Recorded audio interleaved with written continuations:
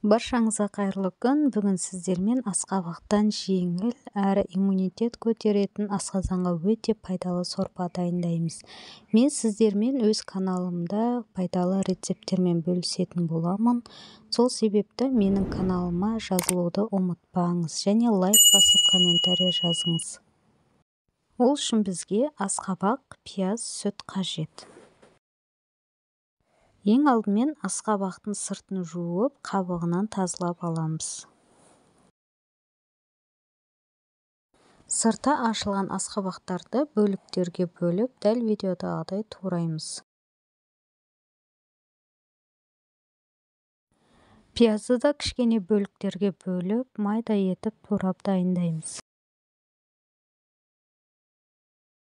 Керек заттарды турап алдық. Енді табамызға азырақ май құйып, пиязымызды 5-6 минут қуырамыз.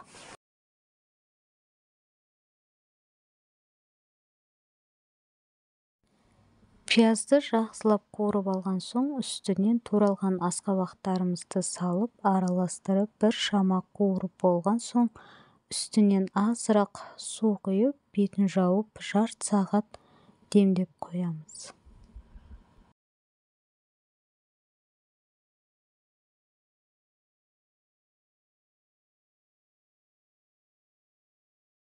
Пісіп дайын болған асқабақты үйлеріңізде кез келген қолжетімді аппараттармен езіп алсаңыздар болады.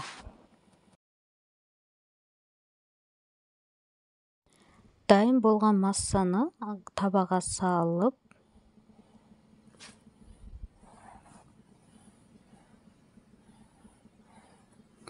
жанып тұрған отқа қойып, қайнағанын күтеміз.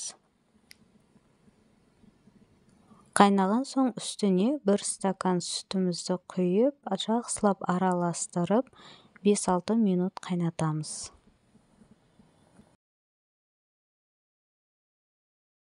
Біздің пайдалы сорпамыз дайын. Сіздер де жасап көріңіздер, ас болсын.